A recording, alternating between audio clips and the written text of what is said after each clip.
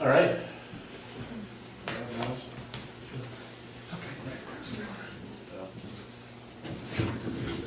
Yeah. Well, thank you everybody for coming. I'm going to call this meeting to order. This committee as a whole. We're going to talk about some on-island composting. It's long overdue. But just the approval of the agenda. There's one late item here. Just the revised report that was circulated by email about an hour ago. There's just some figure changes, so the group will address those in the presentation. So just for the record, they've been adjusted in the report, denoted in bold. Okay. Yeah, but I didn't get the report out here, but it's. They'll speak to them. Let me know what they are. Yes. All right. So approval of the agenda. Please continue. David, thank you. On favor. Thank you very much. I think we're just getting out a few more chairs back Yep. here. Let everybody get settled down first.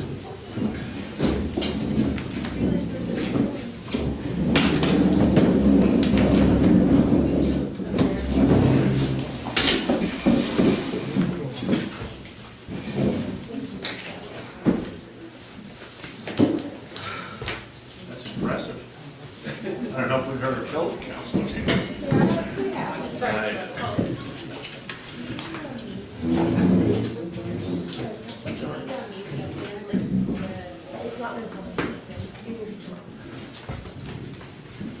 Continue. Thank you. Thank you. All right, so we're going to move right on to 2.1, the staff reports and the on-island composting feasibility study results. And I'm going to put it right over to you, Bonny. Thank you very much. Good to go. Good. So good afternoon, Mayor and Council. The purpose of the COW today is to communicate the results of the on-island compost feasibility study conducted by Tominga and Associates. And a little bit of background. So I'm just going to talk a little bit about why we're here today, where we're at, and why we're here. And then I'll pass it over to Councillor Hawking to introduce Hubert Tominga. And then I will follow up his presentation with the recommendations before Committee of the Whole today. And then we'll enter into the question period. So, background, I'll just read from the report. On-island composting began as a community-driven initiative and has been investigated both formally and informally by the municipality, members of municipal council, the former Solid Waste and Resource Management Committee, and many others. The Knick-Knack Nook commissioned 2 reports, one an investigation of 3 composting technologies and a feasibility analysis of the Gore cover composting system. And that was done in 2014. In 2015, Council struck the On-Island Composting Facility Working Group to provide a report and recommendations to allow for informed and timely decision-making regarding proceeding with the facility.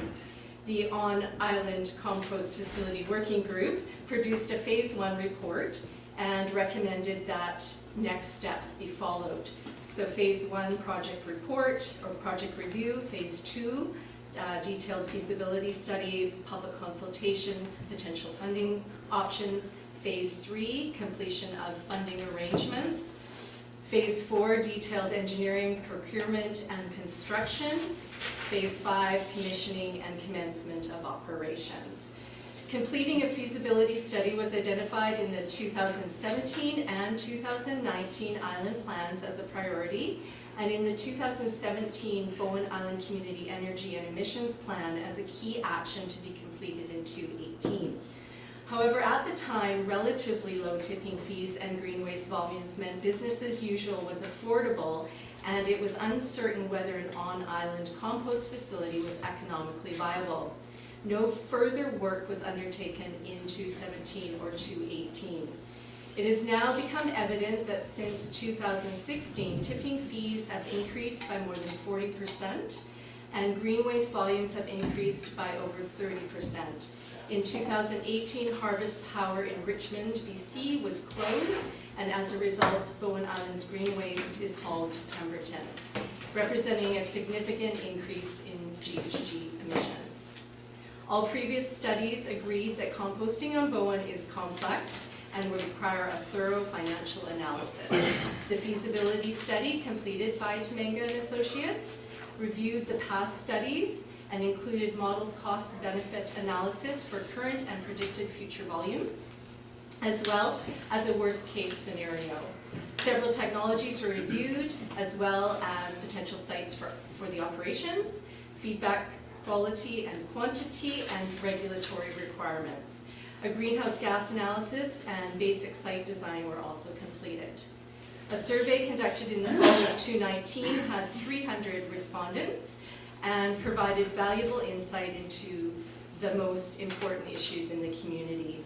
This survey, along with a less formal survey of local landscapers, tree services, haulers, and sand and gravel operators, helped determine the potential for additional yard waste and the potential market for finished compost. So with that, we're here now and eager to listen to Hubert as he goes through the feasibility study. So first I'll have Councillor Hawking introduce. Sure, thank you for that great introduction, Bonnie. As we, with the size of the crowd we have, we don't normally have a near standing room attendance, so it's wonderful to see everybody. Obviously there's a lot of interest in this topic, and I'd just say that when I was on council about 15 years ago, one of the things I promised was to build composting on the island.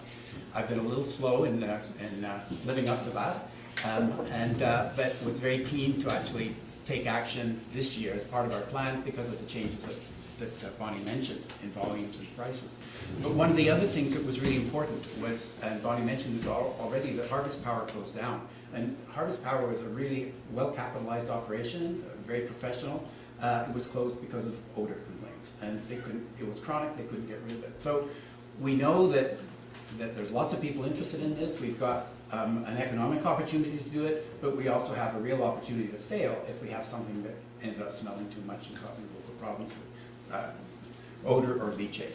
So I raised this with the head of solid waste at Metro Vancouver, and he helped me look at people who had the deep expertise to be able to help do a really detailed analysis for us. And we needed people who were technology neutral. We didn't want somebody to, who was a representative of, let's say, the GORE technology to give us a report. We needed one that was neutral. And we found several people, and one of them was Hubert, and very, very pleased that Hubert has a really deep background in composting, also in soil science, and knows of the pitfalls. And so we were very pleased when he responded to the RFP and was a successful bidder. So I'll turn it over to Hubert. I'm really, really pleased to see this report. Well, thank you very much, and thank you for having me here. It is a pleasure here to be on Bowen Island. It's one of the places where I think I may retire one day, but I'm not there yet, so we'll work on that.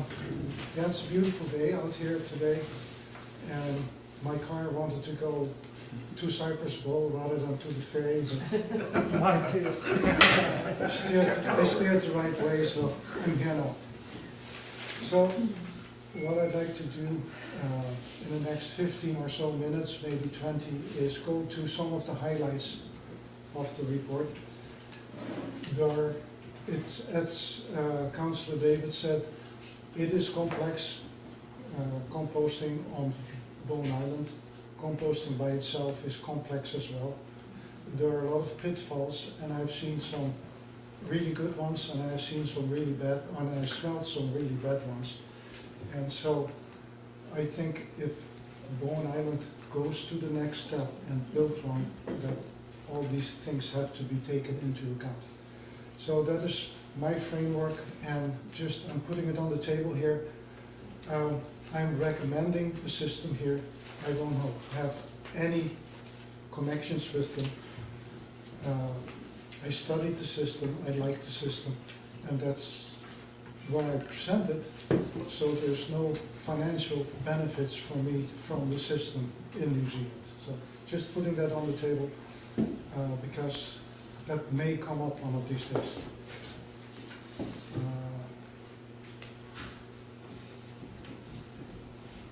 Yeah. So, as Bonnie also said, the background here is Bowen Island is looking for options to replace shipping of compost to faraway places like the North Shore Transfer Station in Pemberton. The on-island composting facility will save on processing costs, and the Metro Vancouver tip fees both go up all the time. We like to use the compost here on Bowen Island, so it needs to be a high quality product. That's a given. And then very much important, it is composting should not generate, or I should say, must not generate odors or has problems with the water table or with creeks. So those are that is basically the framework that I worked out of. And how we studied it is, first we looked at Bowen Island, what's there, what is the waste stream, what are the available sites. I visited the sites, looked at composting systems, and then we looked at cost and revenue. And the request was, okay, now we have done all this, what about greenhouse gases? So we put those in too, and I did some calculations on greenhouse gases. On Bowen Island, we look at high rainfall and maybe some wind out of the Howe Sound, residential areas close by. There are sites available, but they are small, so we need to have a compact system.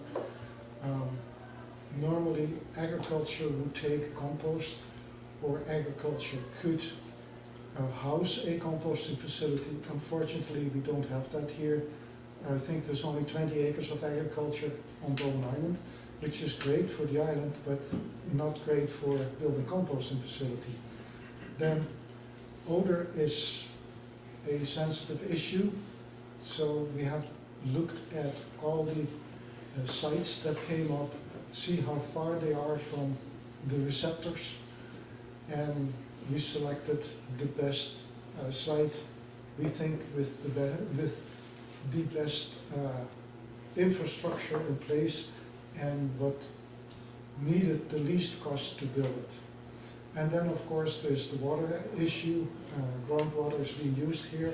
There are salmon streams all over Bowen Island, so we need to be very careful that a system doesn't create any leachate or contact stormwater that needs to be, that is costly to deal with.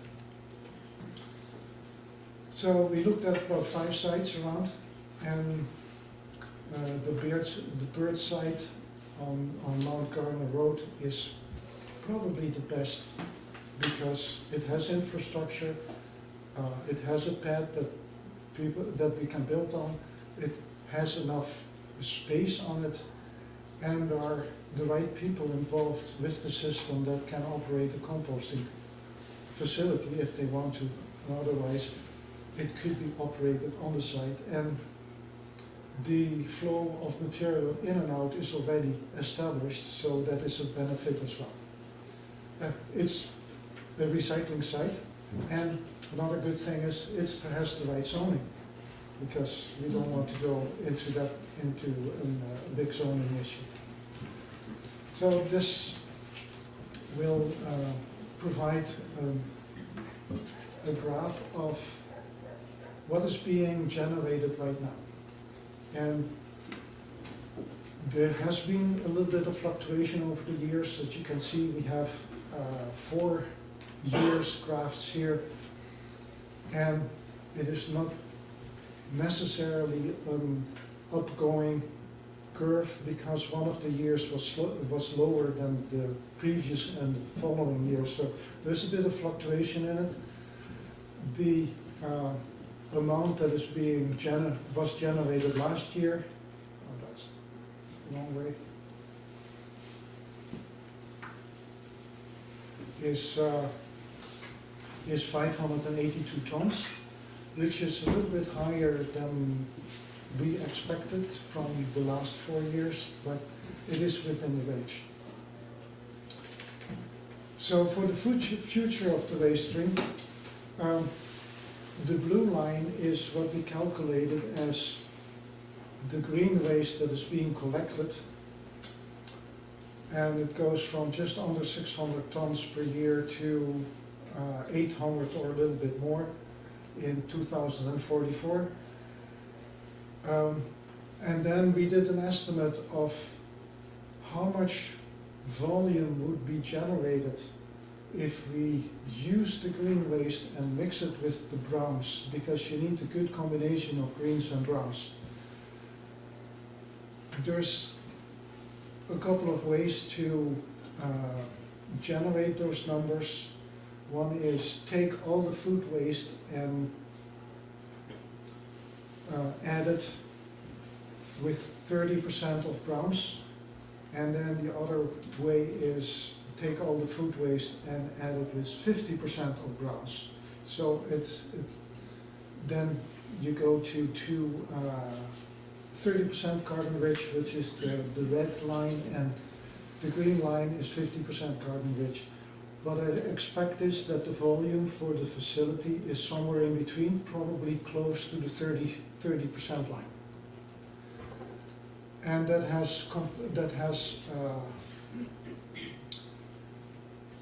we may need to bring in a little bit more brown than green. So, but there's a Fire Smart program that can generate browns for wood waste. There's a yard waste is generated on Bonny Island, and not all of it is collected for recycling right now. There is some that disappears in the neighborhood or on the back 40s of the property, or how you would like to call it, but it could be generated. And then there is cardboard being collected.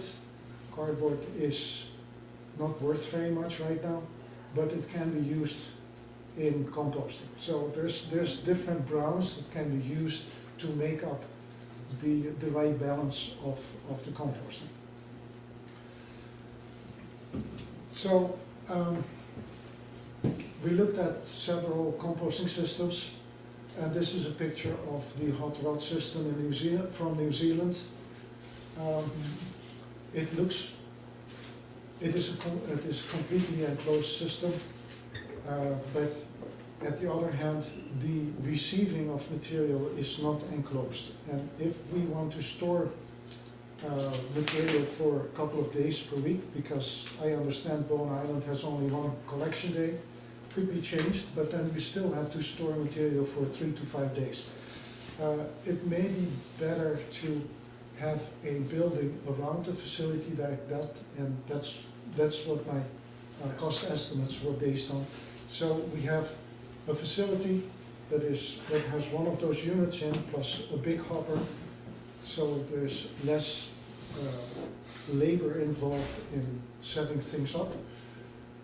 But there's a little bit more capital because we have to build a building around it. And if we have a building, we also probably need an odor capture and odor management system in it. So it's all in the system, but if you look at it very carefully, it may or may not be used. So we may get away without the odor controls, because the system itself comes with their own little odor control. So there's little aspects of this facility that needs to be looked at a little bit further. But in our cost estimates, we took the high road and the most expensive situation and make sure that it trying to make sure that it works, and that is what it's based on. So this is a possible setup. It provides the building, and in the building to the left, we have one drum, curing bunkers and receiving bunkers. In the facility to the, this one? Okay, here we go. So in this side, we have the same building, but there's 2 units in it. So one unit is about 900 tons. If you want to go a lot, much higher in, say, 10 to 15 years, the building can handle two of those units, and everything else around it, like the hopper and the receiving bunkers, and also the discharge conveyors are already part of the system. So that's a neat way of expressing it. The hot rod people immediately said, why don't you buy 2, then we give you a discount. I think we don't need 2 for the next 15 years. So that depends on how fast Bowen Island is allowed to grow, and how much waste we are generating. So my impression is, from the calculations, is we can have 1 unit for the next 10 to 15 years, and then if we need the second one, then it can be placed in there, and it will be maybe negotiable on a better deal. Okay, so this is the drawing that we made up of the bird side. Here, there's space for the building. This is the ramp that's being used for garbage collection and garbage transferring right now. All that stays. The only thing is here, there's a storage site for BC Hydro, and maybe there needs to be a negotiation on that and have it somewhere else or to another place. But this facility fits rather well on the site. We noticed that the closest residence is about 290 meters away, which is fine. Although we have here about the salmon hatchery and a creek going through the forest here. So that is an issue that we need to deal with. That having the facility odor-proof or odor-free is good, because there will be tourists here and visitors, and they don't want to be involved in composting activities if they want to watch the salmon jump in the river. So that's why it's good to go for a full meal deal in this case, because that's is more safe for the community and for the environment. And also to Hubert, there's the Knick-Knack Nook. There are people coming and going as well. Yes, and that is, the Knick-Knack Nook is right here, and the parking of the park is right here, and there's parking for the site right there. Let's see. So, based on the greenhouse gas avoidance, we did some calculations. Most of it is from transport to the North Shore by truck. And then transport to sea and sky goes with the bigger truck, so per ton it is a bit less, but there's more in a truck.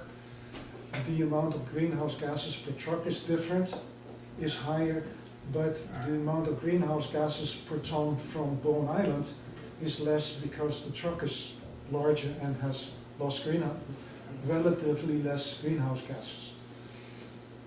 Then there is, we expect that there is more yard and garden waste received from the island if there's a composting facility that comes from somewhere. It probably comes from the back 40s of the properties, where it is right now being slowly rotted away.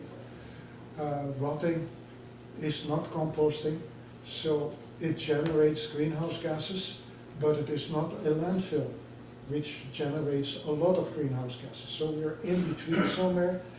But on the calculations, it says that it's about 30% each transportation and transportation to sea to sky, and the increased yard and garden waste flow, both will save greenhouse gases if we do the composting. What we found is, for a tiny little bit, is the yard and garden waste drop-off creates more transportation on the island, maybe, because it is with pickup trucks and garbage cans in the back of cars. So in the grand scheme of things, it's about 10% that it is reduced, so it is not really a big thing.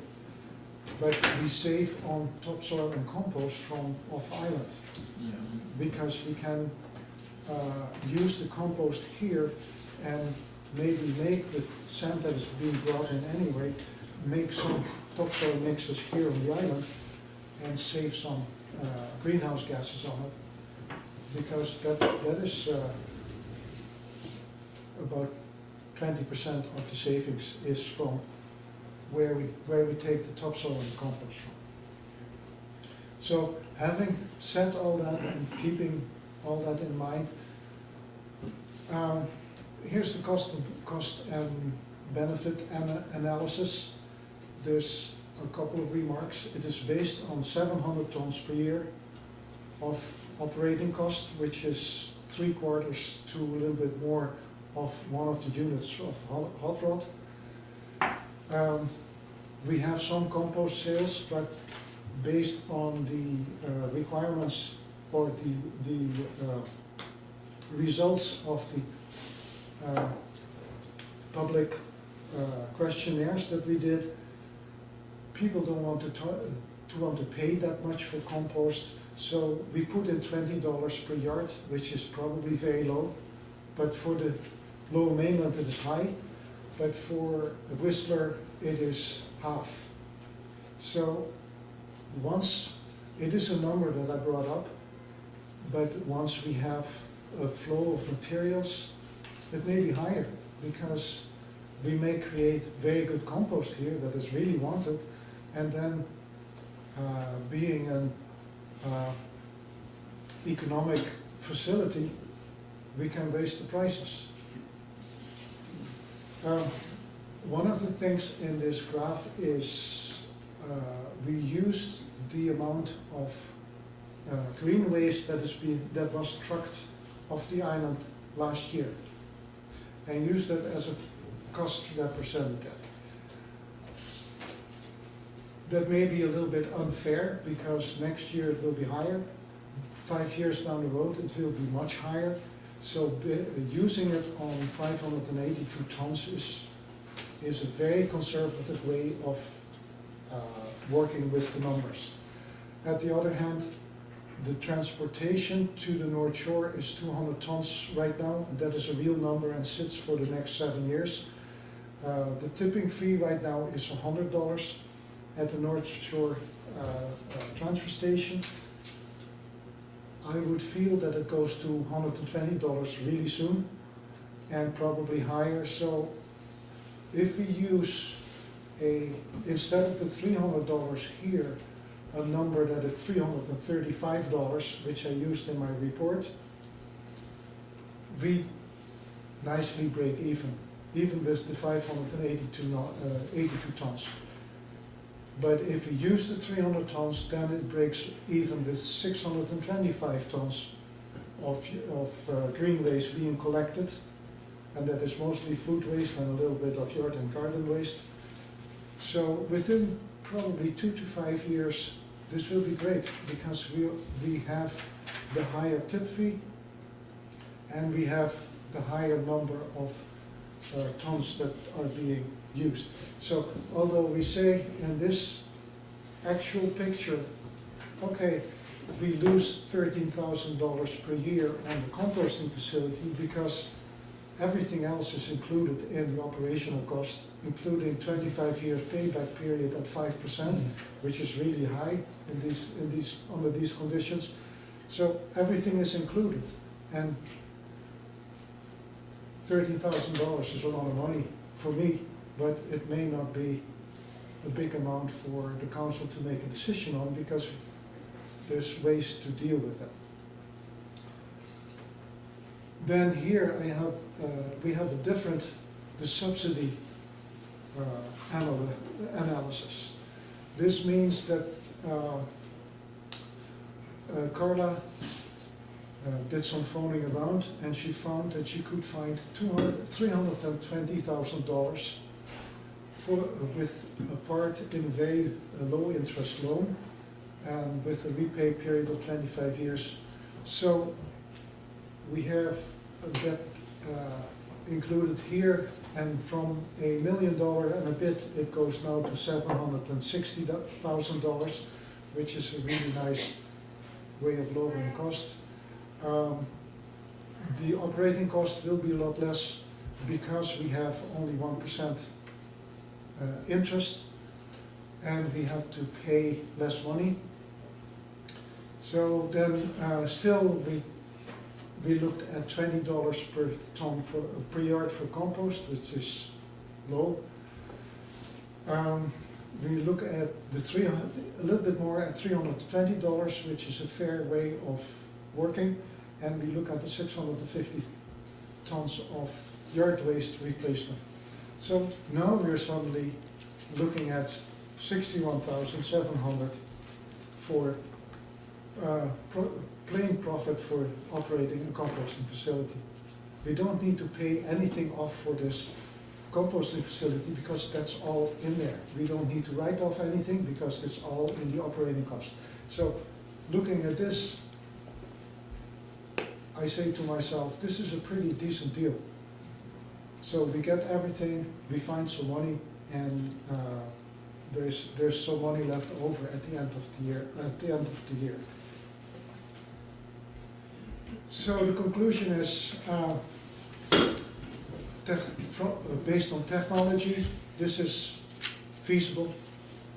Based on odor, it is feasible. There will not be odor. It will be basically double protected with the building, and the unit itself is super protected. Because we do everything undercover, there's no leachate or contact water. There will be a little bit of condensate from the unit, but that is 50 liters per week. No, half a barrel per week. It is not that much. It can be put in the composting process. We may need it because there's some dry stuff coming in that needs to be wetted up. And push come to shove, it is a trip to the sewage treatment facility with a barrel of stuff in it, a barrel of water in the back of the pickup truck. So I would say that's doable. I think that the bird site is the best facility right now, unless something else comes up. But there's power, there's manpower, there's operators. It is there to be used, and it is zoned the right way. And then, from what I've seen around, hot rod is probably the best suited system for this. And there are 20-some around the world, of which 4 or 5 in similar situation as here on an island with about 3,500 people. So, all that, I think we're almost ready for questions. How can we do everything better? Well, find money and negotiate the lower interest rate is one of the key things. Then another thing is optimize operations, because my operations is on the most conservative way of doing it. Right now, we think that the landscapers don't want to pay tipping fees for material that they bring off. There may be some revenues coming from landscapers. And if we make a super duper compost with biology right and everything going well, we can charge more than $20 per yard for it. Then it will be in the $50 to $60 per yard. because that is a specialty product. So I think if you have questions, I would. Yeah, Yeah, go okay. ahead, Bonnie. Thank you. Sure, thank you. Thank you very much, Hubert. So the recommendations for the Committee of the Whole today. The first recommendation is that the Committee of the Whole recommend that Council support the on-island composting facility in principle as presented at the February 10th, 2020 Committee of the Whole meeting. And the second recommendation, that the Committee of the Whole directs staff to undertake a wide community consultation to share details of the feasibility study and to obtain feedback. And the third recommendation is that the Committee of the Whole directs staff to investigate options for available grant funding to finance the capital costs of the on-island composting facility. And finally, the fourth recommendation is that the Committee of the Whole directs staff to report back to Council with findings and next steps at a future meeting. Good recommendation. Anybody have any questions? Yeah, where do you want to start, Alice? I've got 2 pages. Oh, I wanted to add a 5th recommendation, which should be referred to the Finance Advisory Committee for a review of the numbers. it's gonna be standard, yeah. And I'm got a few questions on the numbers. So you're talking about selling it for $20 a yard, so that's a cubic yard, A right? cubic yard, yes.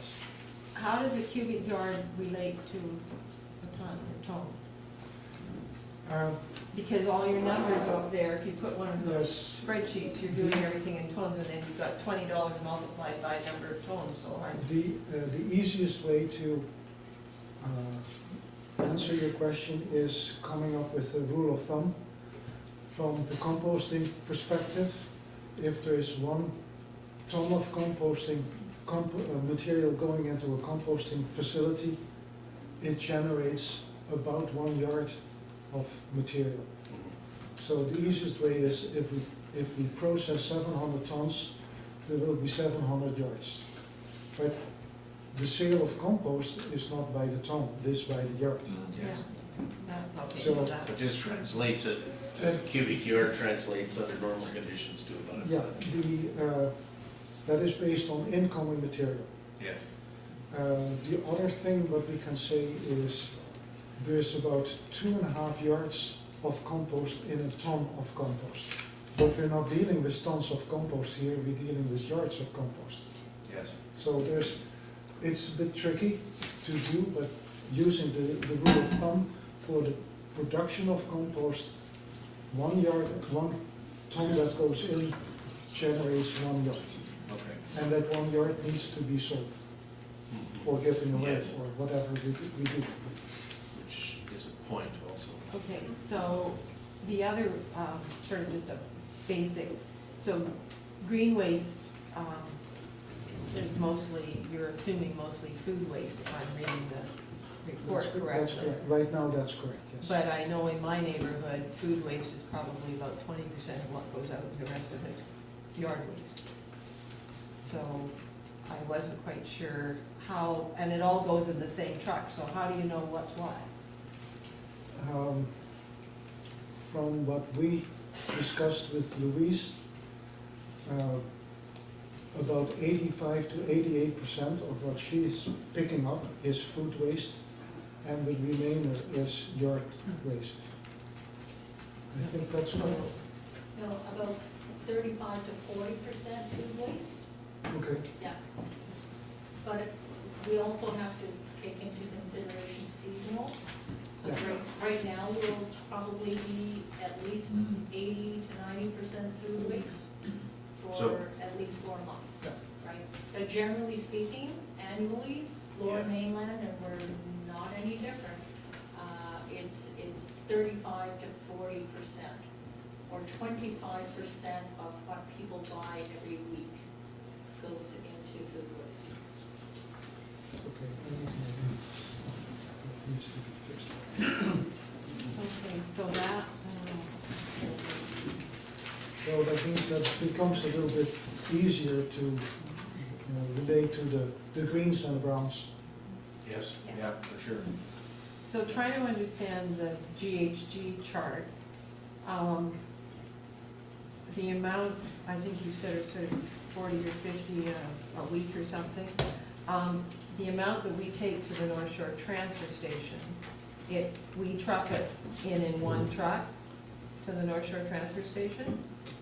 One in the winter, 2 to 2.5 throughout the peak season. And is that after it's been dumped into the big bin and goes in the bin, or is it going in the truck? So no, it all goes in the 47-yard containers, Okay.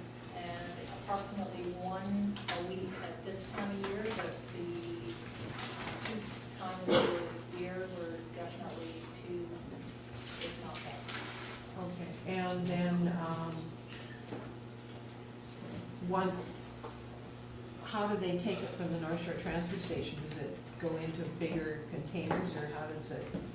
I understand that it goes into bigger loads. Okay, so they don't make one special trip with just our stuff. No, they have. So the number for the GHGs to go to, from North Shore transfer station to Pemberton, is that for one truck or for a quarter of a truck, which is what ours would be, because the truck It would is, be going it in. is for the Bowen Island portion of that truck. So you've taken a truck and divided it by 4 or whatever our percentage is? Yes. Okay.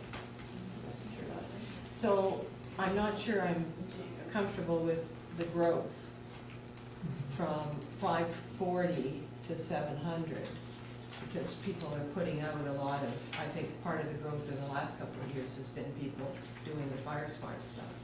So I've got to be a lot more comfortable with all the assumptions and things that have gone into the numbers, and they've been changed on me too. So if I'm reading the bold in the report, which is why I got the finance committee recommendation.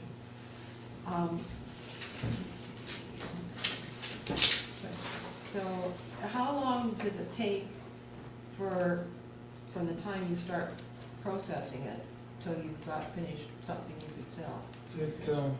It takes 10 to 14 days in the machine, plus 35 days in the bunker to cure. So 2 months, Yeah, something about. could be ready for sale.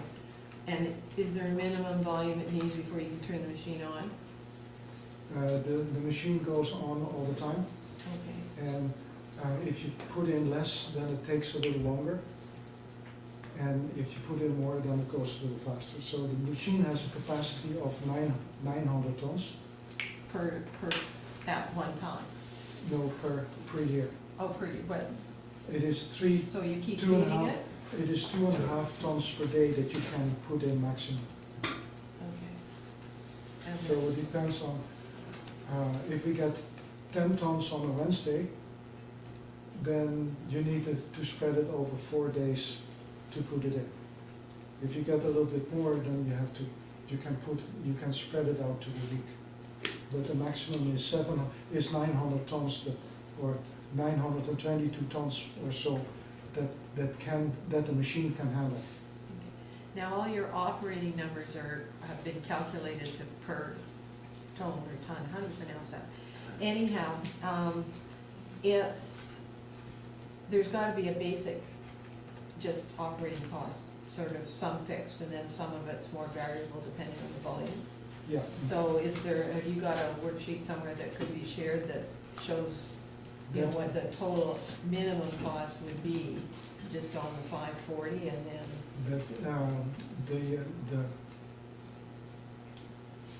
like how many hours, I know you've got assumptions for labor and everything, but there's no column that says, here's the dollars, here's the tons, and there's the net per ton, and you just got net per ton, so, Okay, I see where you're coming from. yeah, I'm a CPA by The, the way. the 900 tons graph or table Yeah, will represent the full operating for 900 tons. So that is the full operating for the machine. Okay, I guess, yeah, all right, take that one off. useful life of the machine? Pardon me? How long, what sort of useful life have these machines got, and how long have they been in use around the world? The useful life of the machine, they tell me, is about 35 years or 40 years. There is an auger in it that is the main part that can, that needs to be replaced every 7 to 10 years. And So those costs have been included in That's right. the write-off cost and the maintenance cost of the facility. Okay, so that's why you use 10 years for your amortization then, rather than a longer period?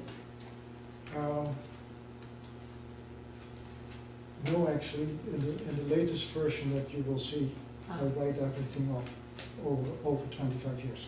Okay. Oh, But no, the write-off is over the short period, but the capitalization period is 25 years. yes.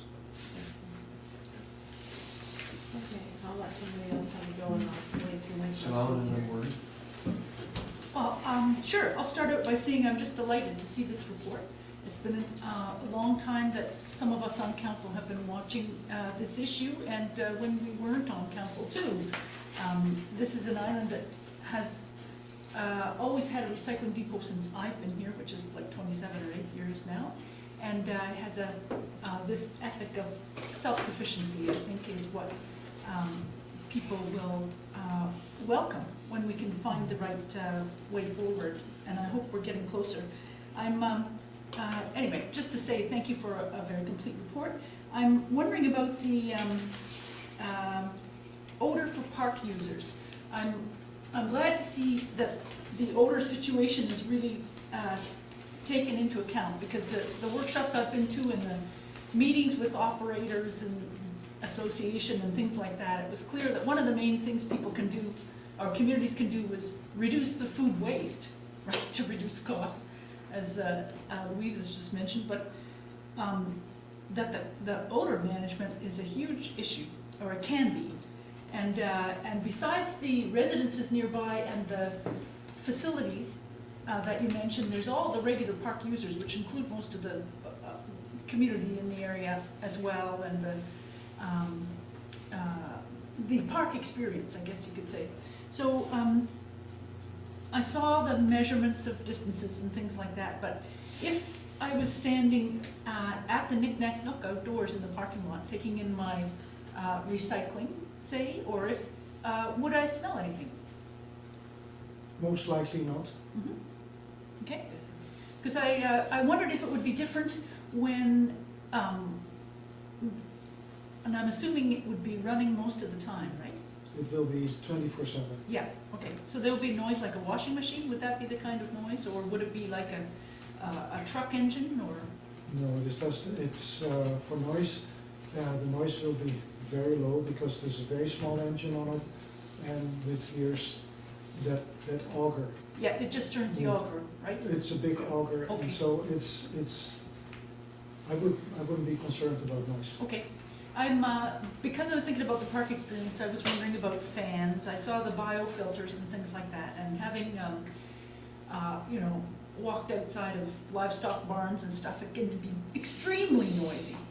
And not that I'm talking about that odor, but that's good to hear. And then the other thing I wanted to mention was the community consultation. I didn't get to that part of the report. From the public feedback that you got, can you give me a little summary of what you heard?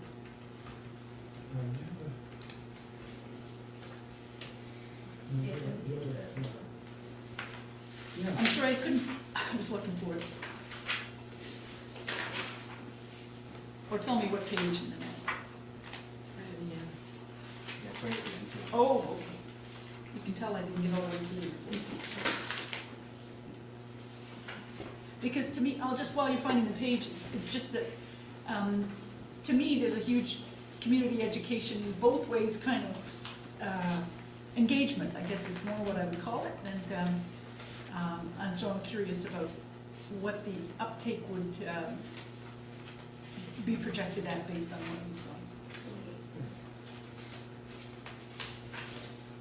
Where did I hide this? Here it is, resident survey. What page? Page 28. Oh, thank you. Yeah, Which is it, page 29. Okay. Page 29.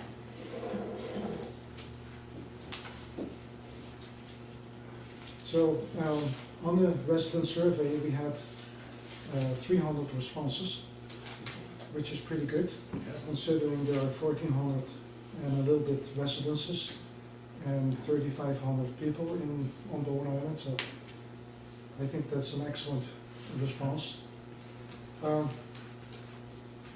Protection of groundwater was the main thing, with 94% found that very important. No more exporting green waste from the island with 82% was very important. Reduction of greenhouse gases with 77%, 77 was important. And a low odor facility was indicated by 40% as very important, but the total was 90%. In support. In support, no, that was in for odor. Oh, okay. There were about 4% of the respondents that found that Bonny Island needs to have an anaerobic digester for the food waste.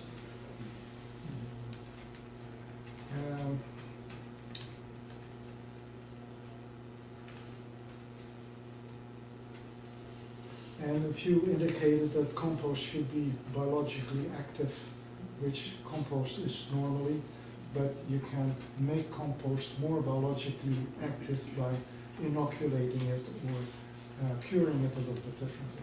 That was my last question, thank you. That was my last question was, when you talked about super compost or high-end compost, Yes.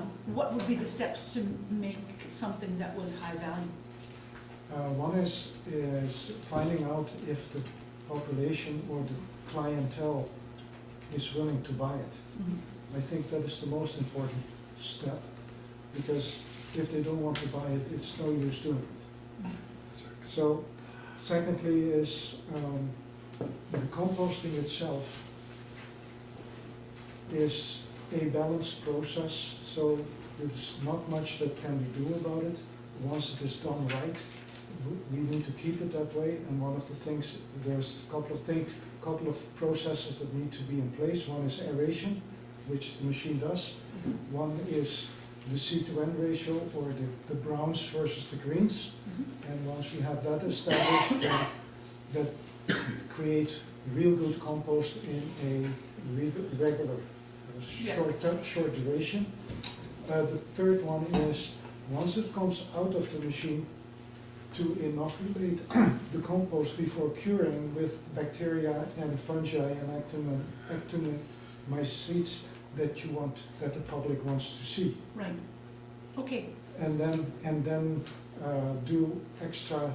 One other thing is cure it for a year instead of 35 days, and don't just let it sit for a while. And that works too. And then that is a well cured compost, and it's worth a lot more money. Yeah. Okay, good, thank you. I'm familiar with the composting side of things, and I just wondered what the steps would be for this kind of, what comes out of the machine. And I might say I've looked into this a certain amount, and I'm just glad to see it's not a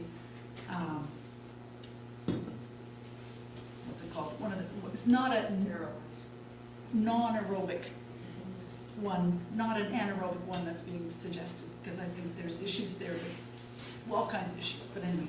Okay, thank you very much, that's my questions. Thank you. Maureen? I'd like to echo Sue Ellen's comments. Thank you very much for the report.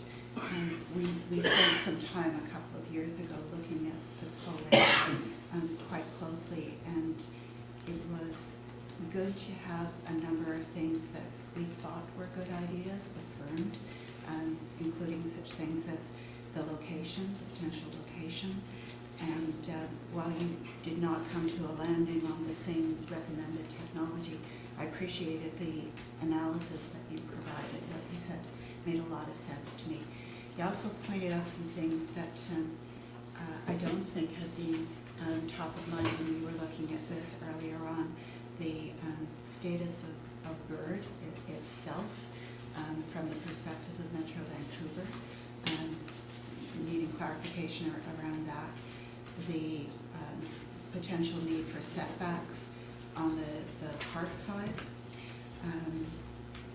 The impact on sewerage. For a moment there when I was reading about the need to dispose of the condensate, I thought, is our sewer system, does it have the capacity? But if we're talking about half a barrel every week, I'm assuming that the capacity is there. The discussion of invasives and handling of those was helpful as well. So the three questions that I had, and they're not necessarily questions for you, maybe for staff. The first question had to do with the relationship of this project to the recently signed Bolin Waste Solutions contract. How might that work? The second question had to do with the hydro storage building there, and whether it's just storage or whether there's something more to it. And then the final question had to do with the $320,000 potential grant. I'm curious about which program that's from, because we did do some research into the Green Municipal Fund funding of projects like this, and I'm just curious to get a bit of an update on that. So I guess the relationship to the Bolin Waste Solutions contract, can anyone speak to that? Don't know what the exact impact would be, because for large part that contract is fixed. There would be some adjustments, but they have to be discussed with Bolin Waste Solutions, so To be continued? to be continued, exactly. Okay. And the hydro building that's there, does anybody know anything more about that? So I looked over a contract with them, and, an agreement that we've signed with them. We can end that agreement at any time, we just have to give them about 2 weeks' notice. What they have right now is they have a CCAN and they store hydro poles there, and they need power, and they need some sort of security, so a fence around it. So I'm sure we can help them find another space. We would have a lot of time to figure that out, but yeah. And the grant? The grants that I was looking at, the Green Municipal Fund was one of them. What they offer is low interest loans, and then they grant up to 15% of that amount. I've been in contact with them, and they seem to think that, because they asked you to call them before doing any applications, and just to see if your project aligns with their goals. And I think it's something that they would be interested in funding. They want to see an improvement in diversion rate. We are already above the 60% as part of, yes, so any improvement would be enough. So if we could improve by 1%, that would be enough of a diversion for them to fund our project. Hopefully we could get some other grants. I think that NICNECF would probably have some money that they would want to contribute. As well, we have the gas tax fund, the gas tax fund. So that's around $60,000 that we get every year for that. And then the other option that I had looked up was the, if we could start composting plastics, then we could probably make a good argument for the Zero Plastic Waste Initiative from the Government of Canada, which would offer up to $250,000. I mean, who knows? To get that would. The hurdle we ran into when we were exploring this before was the diversion rate, which was very high to begin with. It sounds as though they may have changed their expectations around that, if they're satisfied with a modest increase in diversion. That's terrific. Another idea that we had batted around, and this was with input from the Green Municipal Fund, was potentially doing this as a pilot project for other small communities. And what that did was it opened up another pocket of money rather than capital funding, it's pilot project funding. So we didn't pursue that Not at the time. at the time, but maybe the time is right for that. Yeah, that's, one thing that Hubert brought up as well is that we could be a really good model for all of the islands in the Islands Trust as well. So, but I didn't realize for funding that would be an advantage. So. Thank you. Can I just circle back to your question, Maureen, just to provide a little bit more clarification on the Bullen Waste Solutions? Can you go back to your financial slide, because that does show the transportation cost that is incurred that would be avoided, so it's actually taken into consideration here. So that is one of the knowns that would be reduced from that contract, and apart from that, I don't think there is much more opportunity. There may be other small savings that we'd have to discuss with Bullen Solutions. So is that figure for transportation and tipping, is that just the organic waste It is. portion? It's not the landfill? This is just the Just the organic organic. portion, yes, the transportation piece there, and tipping piece here as well. Okay, thank you. Rob? Yeah, good. Thanks for that report. It's great to have that finally. Good overview. Just want to start with, echoing Councillor Nicholson's comment on how this is going to work within the contract. So I think that's going to be a big part of it. So I'd really like to see a report on that eventually, to how the cost, how that's going to work with the contract that we just signed with the waste moving forward. Hubert, a couple quick questions. What proportion of the cost is the building versus just the machine? So we're looking at $1,068,000. How much roughly of that is the physical building? The physical building is 120, Okay, so it's not, about. okay, that's one. The pad that we have to build, where the building and the equipment on, is about 70. So Okay. together that is, So 200 basically, okay. And we'd still have to build a pad even if we didn't build the building, correct? Yeah. And I suspect the building will extend the life of the machine itself, because it's not All of- rained all of it, Pardon me? all of it. Yeah. Yeah, So completely. It will extend the life probably, because it's not being hindered by rain. Okay, so that's good. And then here's a question that I sort of have in the back of my head. So we're going to a real system where we're collecting it all, and trucks driving it in, big machinery, and trucks driving it out and all that. Any examples of communities where there is a focus on people composting by themselves instead of it all being sort of centralized, which is a model we're in right now and we'll be staying with? So I don't know if you have any similar sized communities that have done something like that, or is that not being done? Or? No, I don't have experience with that. I normally work with a little bit bigger. Yeah. There is, Vancouver is promoting backyard composting. Other municipalities are promoting backyard composting, but it is a part of the whole program. It is not, I don't think you can, backyard composting is not a good system. It attracts rodents, it attracts fruit flies, it attracts other animals. It takes a lot of work from the homeowners, and you have to do it on a scale that is at least a cubic meter. Otherwise, composting doesn't work in the backyard. So those green cones that some municipalities sell, they're a bit small. So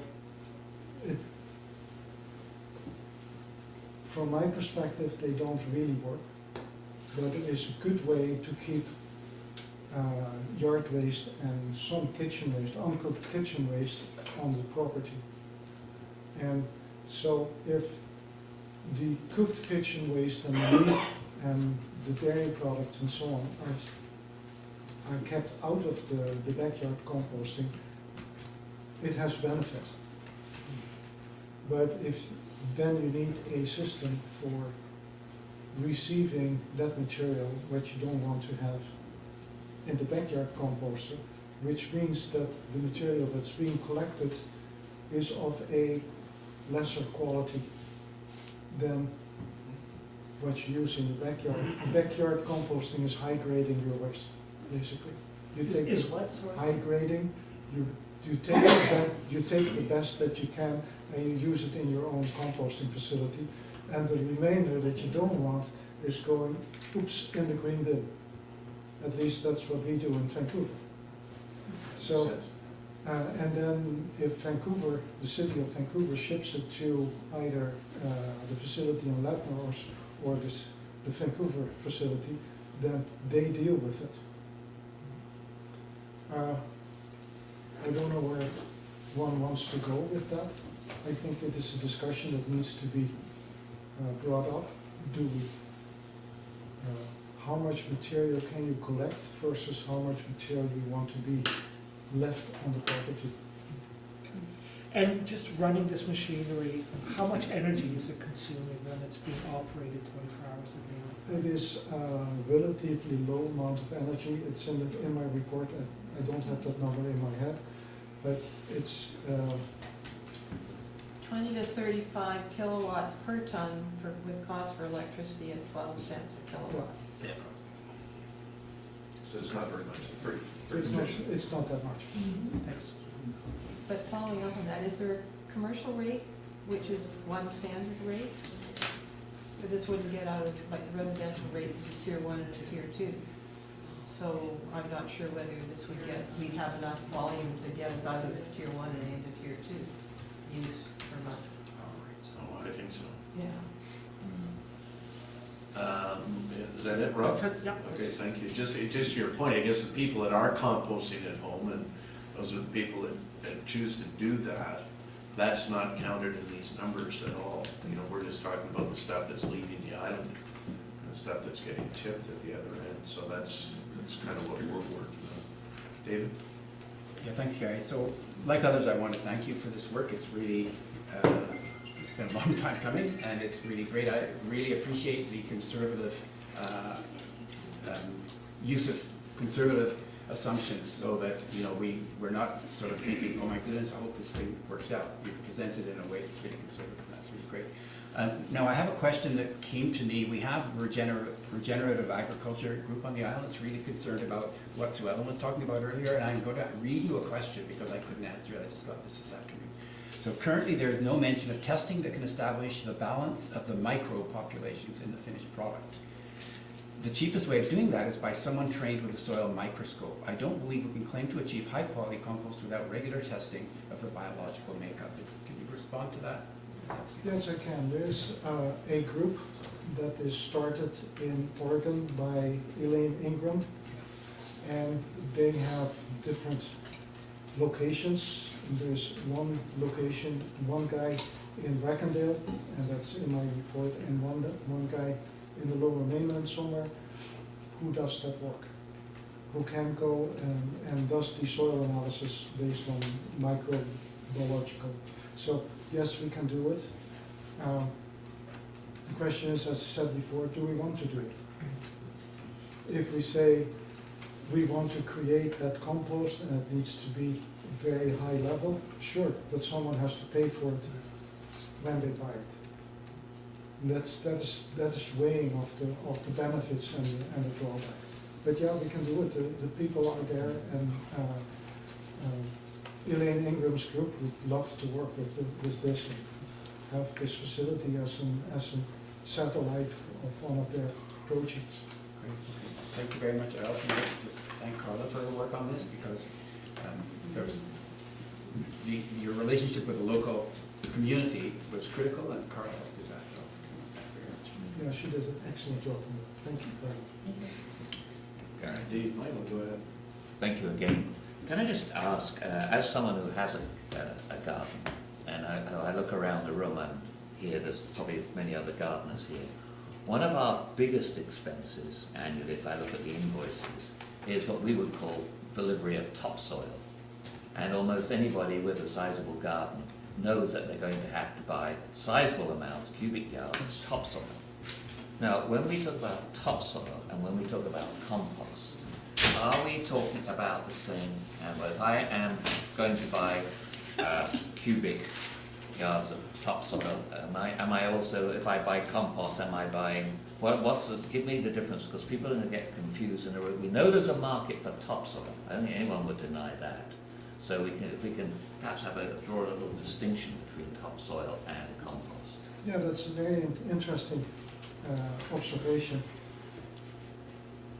There are two, if one buys topsoil, then one can go to one of the topsoil places and specify at least two types and probably more. One type is vegetable topsoil and one type is flower topsoil. One has 50% by volume compost in it, the other one has only 35% by volume compost in it. So we're basically talking three products here. Compost, which in the lower mainland is called soil amender. Then there is topsoil, which is either 50% compost or 35% compost. That's the turf grass mix, the lower. And the topsoil blenders are probably more in the trucking business than in the topsoil and compost business, because they get the compost right now for very low price in the lower mainland. They find sand, which is good, they blend it, and then they deliver it. So if it comes here to Bonny Island, then probably delivery cost is most of the cost of that topsoil. But rough calculation on 700 tons of incoming waste gives you 700 tons of 700 yards of compost, which is about at least 1,400 yards of topsoil and probably twice that. And that is about the amount that Bonny Island brings in every year. So there may be a business here with some sand, which I understand is being shipped in, plus our own compost to do blending, and then the municipality would be in a nice little business. Yeah, because as I said, there's people here with gardens, and I just know I'm not the only one bringing topsoil in. I know I'm not, because I look down the street and I see I'm one of many. Yes, and sure. would a yard of compost therefore be too rich to use as a standard in the same way as we're using topsoil right now? The compost itself is a soil amendment. It's a soil amendment. Okay. So there is a limit that you can put in. Right. If you make topsoil out of it, then 1 yard of compost gives you 2, 3, or maybe 4 yards of topsoil, depending on what you use it for. So, easy calculation. Yes. They're just standing there with a big spoon mixing in the sand, which is. But I must say, and may I just ask as well, because I don't know whether I'm a culprit, but when you have a garden, let's say it's fall clean-up time, there is no way, if you've got a big garden, you can put that in all in little prinky bags. And because, or garbage cans. How many garbage cans do you have? I probably fill up 50. If you've got a big garden and you're doing a major prune bag and all this stuff, you wish you had someone to sort of slice and dice the whole thing up. So that's an interesting situation to deal with. If there is a composting facility on the island and the composting facility has the space to process this material, Right. then the operator would say, or the company that collects the waste could say, oh, I'm going to put in an extra truck, and I go to a site and pick it up, for a little fee of course, but Sure. pick it up and bring it to the composting facility because we can use it. It is not a flow through to someone else's composting facility. So that is a benefit. No, thank you. There are some more like benefits available. we can go and,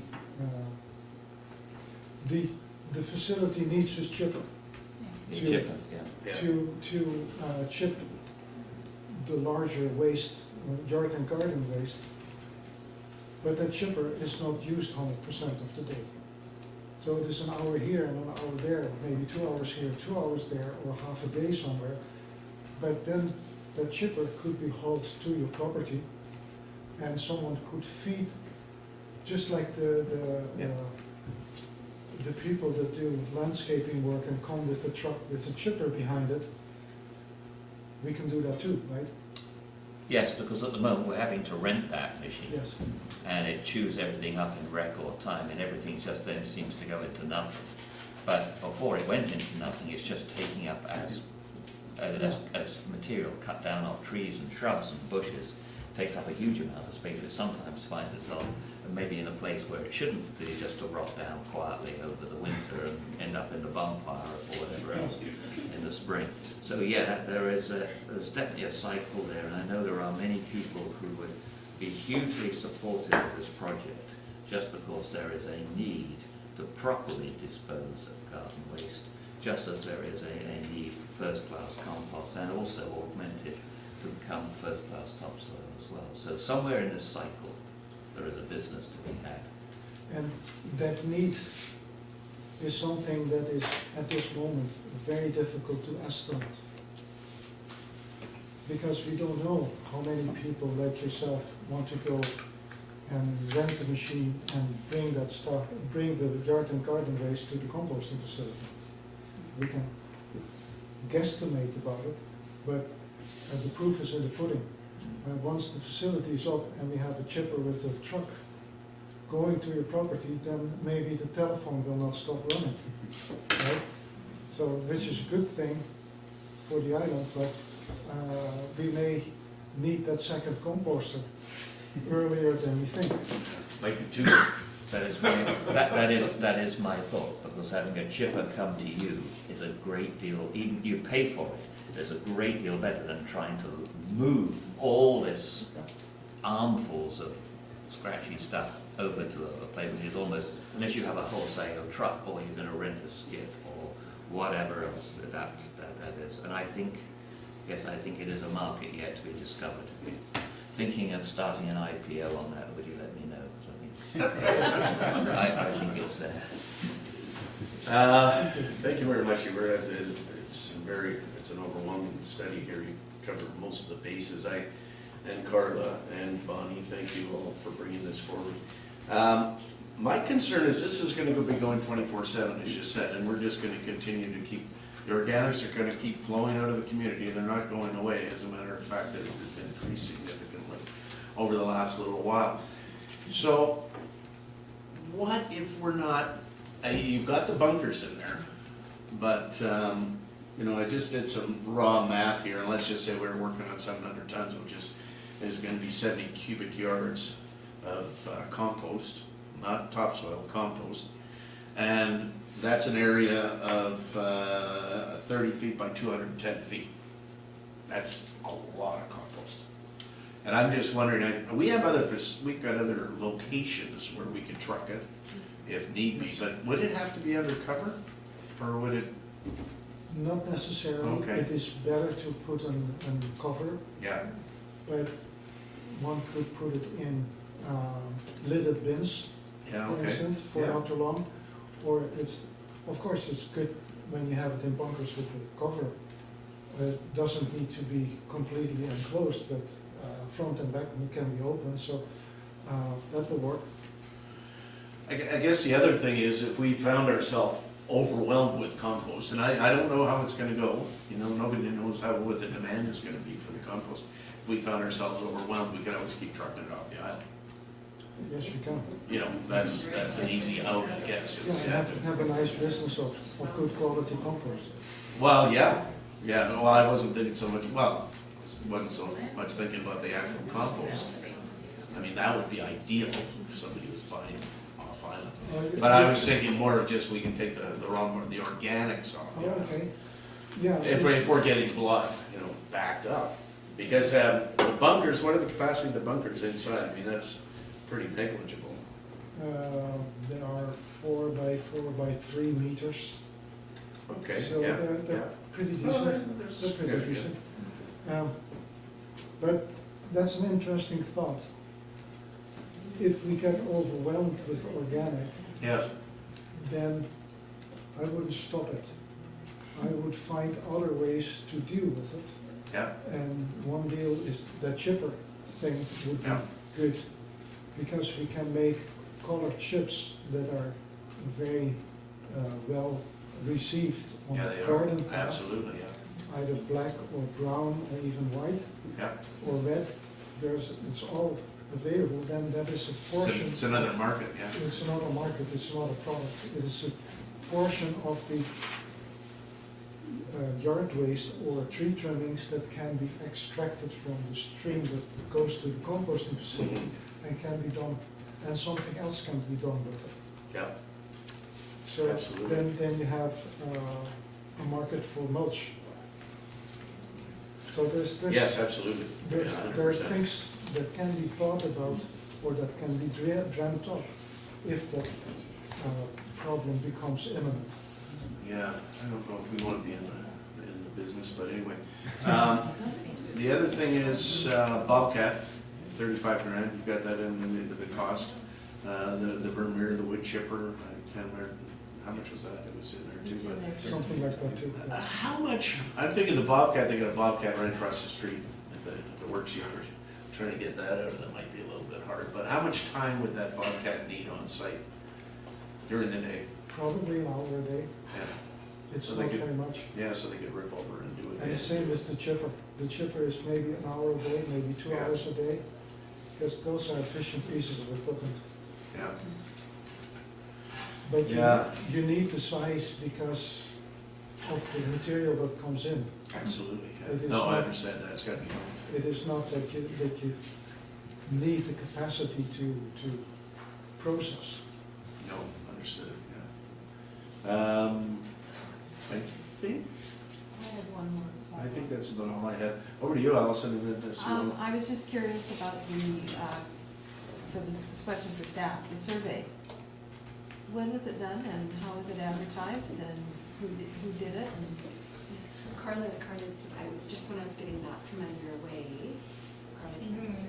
I can't remember the dates exactly, we did it around October, Yeah. and I think the deadline to do the survey was October 30th, maybe? Was it an online survey? Yeah, it was an online survey, we used SurveyMonkey. And it was advertised in the island page? And then It was advertised on the island I never page. saw anything about it. It was fairly quick. We were working on a really accelerated timeline at first because Louise's contract was being renegotiated. We really wanted to see what was gonna happen with the composting, the study. We wanted to get that done before the end of the year, so I said, okay, we'll do the survey, and we had it out, I think only for maybe 4 weeks. And the reason for that was because we were trying to get the study done really fast. We ended up taking a bit more time and doing a better quality study because the renegotiation just happened without having the study done. And I think that was better for that. It was really high level, it gave us some good information, but Yeah, I think no, I moving read through forward, it, being but I more was just curious thorough. as Yeah, because I. yeah, it's good feedback. Most of the respondents that I got were from Bird. I also put copies of the study out at Bird, and I also canvassed the big garbage day lineup. I walked with a Oh, number yes. and I gave them, everyone a survey to fill out, so. I think there's a certain bit of bill that they will come to. I think a lot of people, more people will be using it if the facility is on the island. So one other question on the volumes. You've only counted the volumes that were trucked off island. So what about the stuff that Public Works trims on the sides of the roads and things? There's no estimate as to how much. What do you mean? I don't Oh, understand tree the branches that question. fall down and they clean off the road, or when they go by with the brush trimmer and cut all the stuff down. Oh, yeah. That hasn't. Well, I would go in. That hasn't been counted in the volumes, or has it? No. Well, that's like a fire, how about Firestorm? Nobody collects it, right? That's a funny number. Well, they take it and dump it out the top of the slough. So the trails, the work when they're occurring, the trails and all that stuff, so that's what I was wondering. That's a good point. More brown product. So there's also a little bit of green or very purchasable material that can be put in. Yeah. All those, the deer that are suddenly connecting with the car on the highway Yes. and are now being pulled into the forest somewhere, maybe they can be used Yes. as a compost substrate if we are in need of some nitrogen. We'll have a hard time with that one. So, we gotta wrap it. Yeah, I think that it was just I don't think I need to ask this question, I've got the answer, so that's good. Move the motion? With the motions, all of them, or do we want to separate them? I'm happy to do all the whole works. Yeah, move them all together. Well, The ones that are written here? I'm not quite sure why we need to agree in principle before we go out and do all the public consultation and everything. Why don't we just send it out for, say, you know, it's worth looking at further and send it out for public consultation? And I'd like to move them as is. Well, I'm gonna ask to have the separated black parts. Okay. Yeah, I don't mind separating this. I would like to see it approved so we can move ahead. I Well, think it sets a framework. but that's my problem. The first one is in principle. Yeah, but I still haven't mastered the numbers. Okay. I'll read the first one. Yeah, I think it would be good to read it out for everybody. That the Committee of the Whole recommend that Council support the on-island composting facility in principle as presented at the February 10th, 2020 Committee of the Whole meeting. I'll second that. Okay, I'll take it to We all Michael. want to second it. Yeah. And any further discussion? All in favor? Okay, thank you, that's unanimous. No, sorry, I put my hand down. I'm sorry? It's not unanimous. Oh, you put your hand up and then I down? know, I took it down. Okay, so You're Councilor opposed. Morris. I'm opposed to opposed. approving it in principle at this point because I think we don't have enough detailed knowledge of it. It's the principle, it's in principle. I have no problem with going forward and continuing to look at it. I'm approving in principle. May I ask Allison, would you be supporting the remaining ones? Oh, yeah, I have no problem with doing Could the we rest. move to Yeah. the fourth and So I'll add move on to Five, four. or do we add, I Yeah, or five. Five was referred to Refer to Finance Finance Advisory Committee. Committee. So I'll keep reading. Okay, sorry, what just happened there? Reset, we'll just do the rest of the club. 'Cause I'll- Yeah. Oh, okay, yeah, you know all these. Oh, okay. So I'll keep reading. The Committee of the Whole recommend that Council direct staff to undertake a wide community consultation to share details of the feasibility study and obtain feedback. But the Committee of the Whole recommend that Council direct staff to investigate options for available grant funding to finance the capital costs of the on-island composting facility. The Committee of the Whole recommend that Council direct staff to report back to Council with findings and next steps at a future meeting. And that the Committee of the Whole recommend that Council refer the report to the Finance Committee. second? All right, second for that? Maureen? And further discussion? No? All in favor? You want to discuss or? I just wanted to say that there are two versions of the final report, just for people who are here, and the second one came by email. That's why I couldn't find that earlier info, so where can people in the public find it? It'll be replaced on the agenda tomorrow morning. Okay, tomorrow morning, The thank updated you. version will be, Because I couldn't uploaded figure out to- where it went, anyway, that information. That's all my discussion. I think it's a very complete report, thank you very much. I'm ready to vote. All right, in simplistic terms, I mean, it's a win-win. We're not taking all this stuff off the island, and we're saving a whole bunch of GHGs, and we get a product that we can put back into our gardens to make our food and all the rest of it, transition forward. So, yeah, I don't have a problem with it. Any further discussion? Ask a question, all in favor? Thank you, that is unanimous. Thank you very much. And on that note, I see that we'll call for adjournment. Mayor Andrews, there was a question. Oh, yeah. Question period. Question period, those question period. Yeah, sorry. Go ahead, we will take questions for about 5 minutes, maybe, yeah. Go ahead. I would just like to say, along with David, it's been about 15 years that this has been on the table. And 15 years ago, the hot system was the one that we supported at that time. I'm glad to see this. I'm glad to see that this council is going to do something about it. And I would like to place an order for the first 3 cubic yards. All right, you're on here. Everybody else? Yeah. $60. have a question about the machine. The auger is strong enough to take down like soup bones and that kind of thing, right? So that the size of the end product is quite small, correct? It's a chipper. No, it's an I'm just saying, Chipper of chip the end, before it the goes in. product that comes out at the end. Yes. Yeah, it'll grind it into small, what size? I mean, I'm thinking of a soup bone, for example. A ham bone or something. The auger doesn't grind anything down, the auger just moves the compost. Okay, then what- It's the microbes and the bacteria Okay, that are what choose actually the grinding. bones down? Yes, they will. Microbes. Microbes eat the bones? Yeah. Okay, great. The other thing is, I think you should, the mayor suggested that seriously think of a different location. Because I think the opportunity, what this is gonna do, it's gonna have its own little economic, business going there. And I think what you've got there, it's gonna be a real conflict with traffic. And worst of all, residents coming in there. It's bad enough as it is now with the residents, just bringing in recyclable. But you have people in there that are coming in with a pickup truck or 3 barrel compost or a large truck loading up with the front end loader. It's not there. So I seriously look at your 5-10 year kind of dream for this operation and find a site that can take that. Because I think the thing is I bought a lot of material over the years from Vancouver, and the fact you can recharge your soil with that stuff is like gold. So the only other thing that is a problem is the inorganics, plastics that I tend to find comes in with these products. So, Carla, did you want to respond to that? Oh, yeah, so what we have pictured is not to have a yard waste drop off at all times. Well, because we know that having a problem, and that's something that we. I meant pickup. What's that? I meant pickup.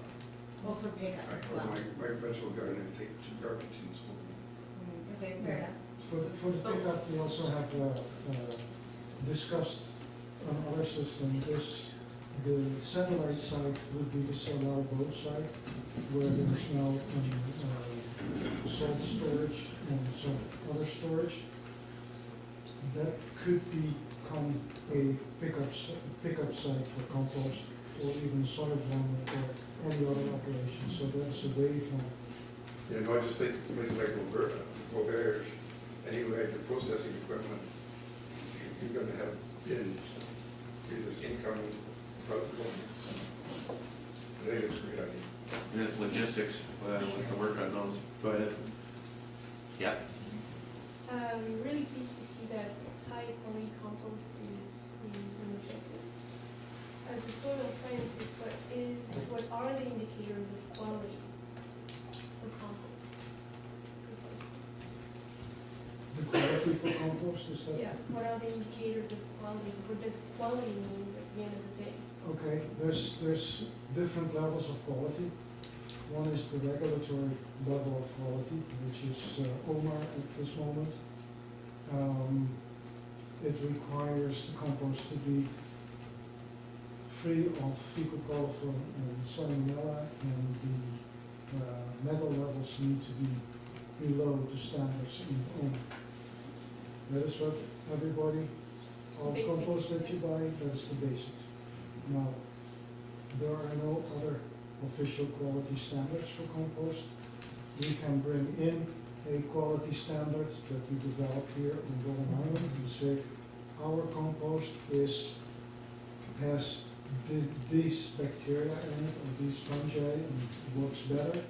Then we have to make that compost because it probably doesn't work out by itself. Right. And so has that been budgeted in or not? Because from the conversation, I have a feeling that if we have 2 types of compost, high quality one, which writes soil food web and, work with Joe Tobias, who was here in July, and so on and so forth, and a basic compost, right? Yeah, it is moving target. You start with the basics, and you can make a basic compost that is good quality because it doesn't have plastic or anything else in it that you don't want in there, but it still meets the basic standards of glassing compost. Mm-hmm. And then if the system, the project wants to develop another standard, then that is okay. And the cost is different. Pardon? And the cost will be different. And the For a cost will high be- quality. Oh, yes, there will be a better cost. And just final question on that. For a basic quality compost, will there be any sort of preliminary steps such as the invasive species when it comes to cosmetic pesticide for yard waste? Is there going to be some sort of bylaw similar to what's been happening in Richmond to make sure that people bringing their green waste, yard waste, haven't been spraying anything on it and will not result in the compost at the end? I think that's an excellent question, but I have to defer it to the council. Definitely something we can look at. Yeah. Susan, do you have something? I was just going to bring up the same Yeah, pesticide concern, because there are municipalities that have taken that into consideration, and it's really important, especially if we do want to have microbes that are in living soil and living compost, that we don't want to put something into the compost that's going to interfere with that. It's going to kill the microbes that we're trying to. Oh, absolutely, Yeah. understood. I think that's something we should report back on, Carla, you know, that whole side of it, because, yeah, we want to keep this soil healthy. Anybody else? We got to sort of shut her down here pretty soon, so if anybody's got something they want to say. All right then, we are now adjourned. I apologize for that. Thank you, everybody.